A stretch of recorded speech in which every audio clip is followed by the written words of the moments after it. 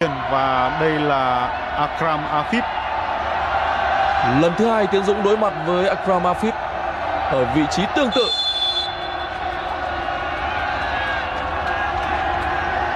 Tiến Dũng, Afif có kỹ thuật tốt và những cú đá của anh đều rất hiểm. Một tình huống mà Tiến Dũng đã bay người đúng hướng, nhưng cú đá của Akram Afif quả là quá hiểm, quá khó. Đức Trinh sẽ là người thực hiện quả đá tiếp theo.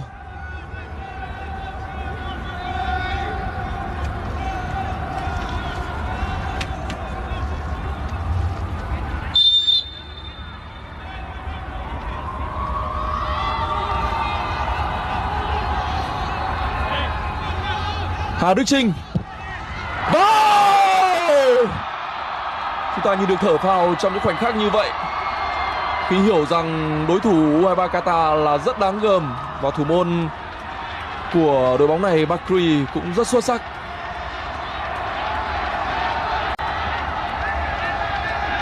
Tỷ số luân lưu đã được cân bằng. Và đây là tiền đạo số 1 của U23 Qatar, Tiến Dũng và Ali. Tiến Dũng và Ali. Gần như trong mọi quả đá của đối phương, Tiến Dũng đều đoán được đúng hướng.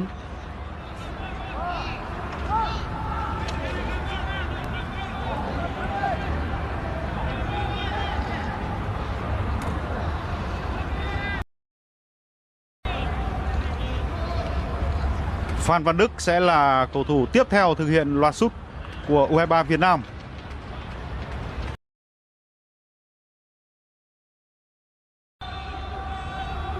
Phan Văn Đức rất chính xác. Tỷ số luân lưu được cân bằng 3-3. Bên phía U23 Qatar.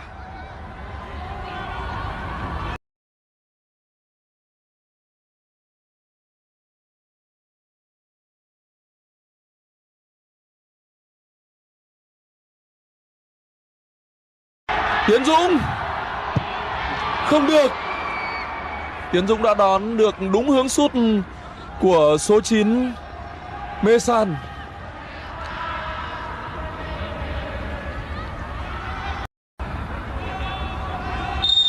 Lương Xuân Trường. Lương Xuân Trường. Cú đá rất tốt. Cú đá thẳng vào giữa khung thành. Thật tuyệt vời. Khi mà thủ môn Al Bakri đã đổ người sang bên phía tay phải một lần nữa. Không hiểu là có phải là thủ môn Al Bakri cũng như là ban huấn luyện của U23 Qatar đúng là như vậy, đã theo dõi lượt sút của chúng ta ở trận đấu trước. Chắc chắn là như vậy. Cố lên. Số 13 của U23 Qatar, đó là Albrecht. Tiến Dũng đã đoán được đúng hướng sút của đối phương trong những tình huống trước rồi. Tiến Dũng và Albrecht. Tiến Dũng không hay.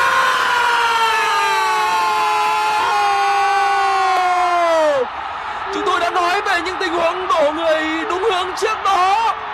Nó có thể chỉ chậm một nhịp một chút thôi ở những tình huống trước, nhưng lần này thì tất cả đều rất vừa vặn để chúng ta đang tạm thời có cơ hội. Những màn khởi động để cho cú đẩy quyết định vậy.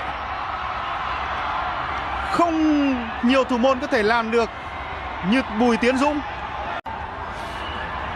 Chúng ta đang bước vào những thời khắc rất đặc biệt. Văn Thanh ở lượt luân lưu trong trận đấu gặp Iraq là người thực hiện đầu tiên, còn bây giờ Vũ Văn Thành sẽ là người thực hiện cú sút quyết định.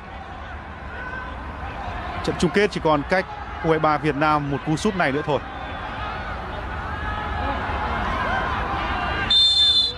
Văn Thanh Văn Thanh